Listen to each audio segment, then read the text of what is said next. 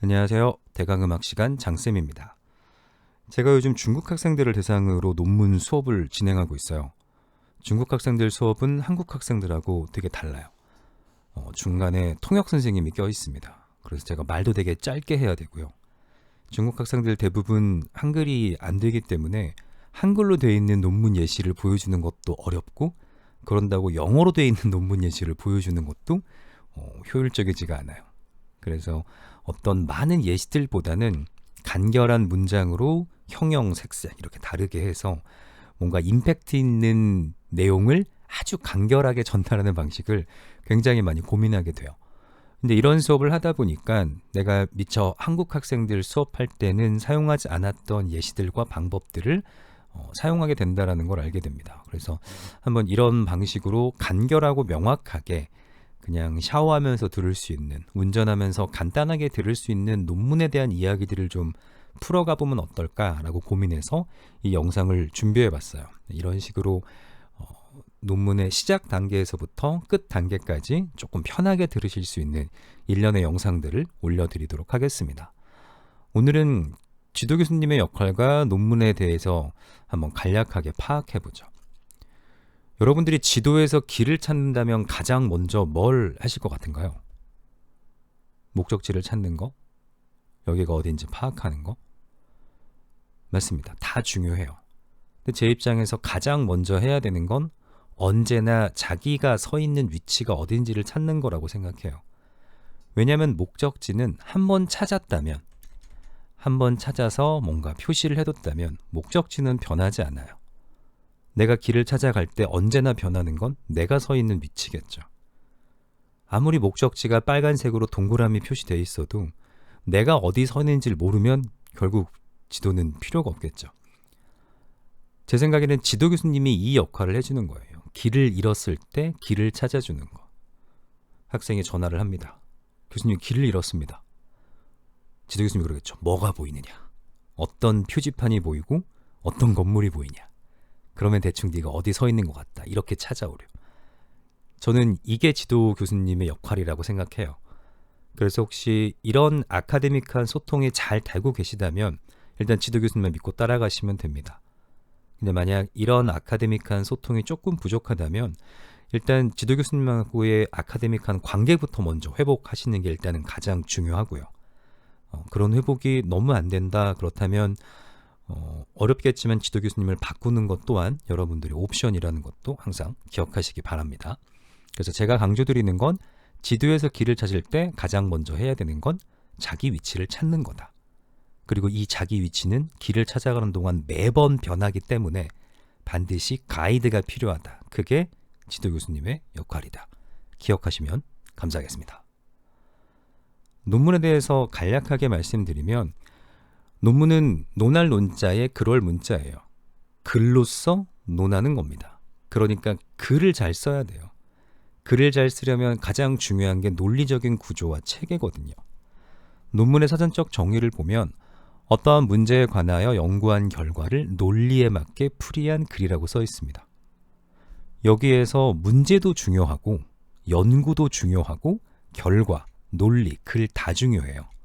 어떤 문제, 어떤 주제를 가지고 어떤 방법, 방식으로 연구하여 어떠한 결과를 얻어냈고 그 결과를 어떤 구조와 체계에 맞춰서 글로써 써냈는가.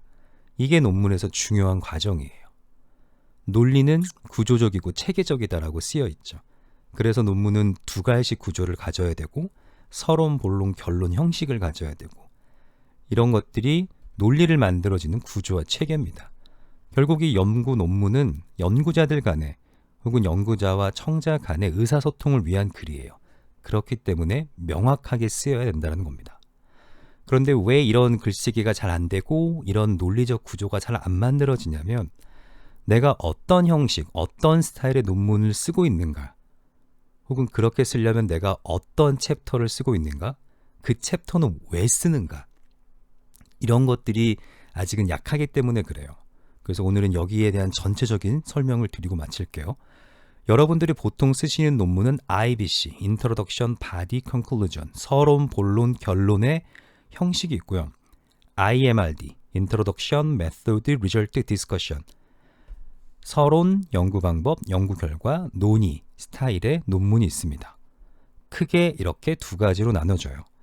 그래서 오른쪽에 있는 IMRD 연구는 대충 실증 연구라고 해서 이 연구는 과학 중, 의학 이런 쪽 논문은 거의 대부분 IMRD 논문을 쓰고요. 그렇지 않은 문헌 연구를 중심으로 하는 쪽은 IBC 논문을 씁니다.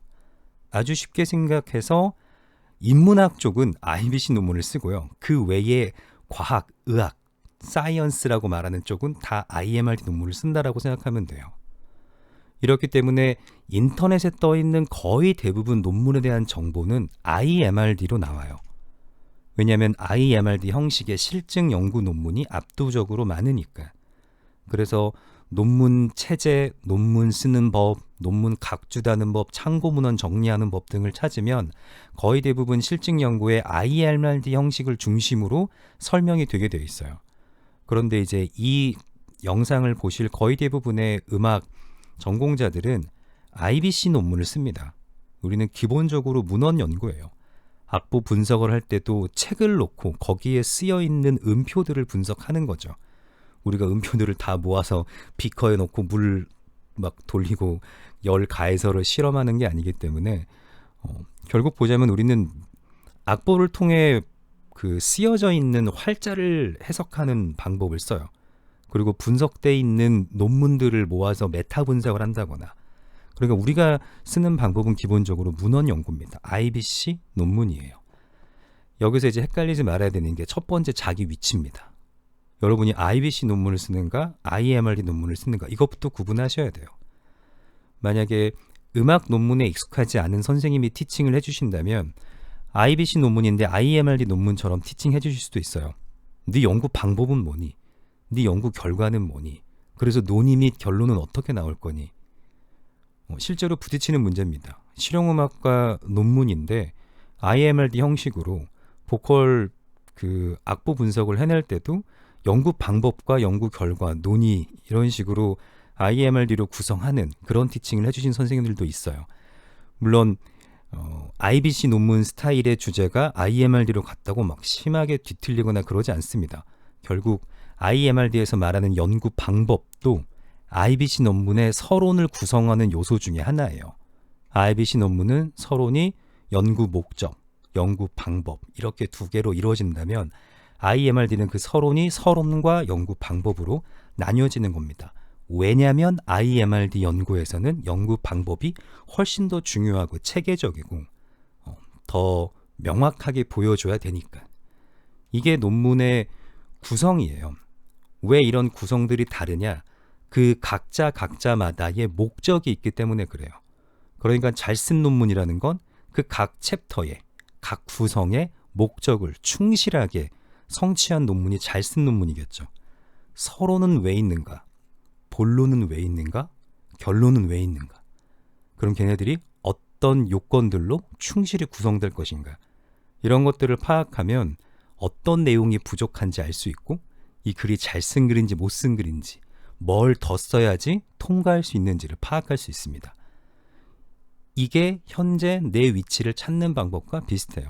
내 논문을 봤을 때 내가 뭐가 부족하지를 발견할 수 있으면 뭘 더 써야지를 알 수 있겠죠. 대부분 내 스스로 위치를 찾을 수 없다면 그래서 지도 교수님한테 부탁을 드리는 겁니다. 대충 아시겠죠?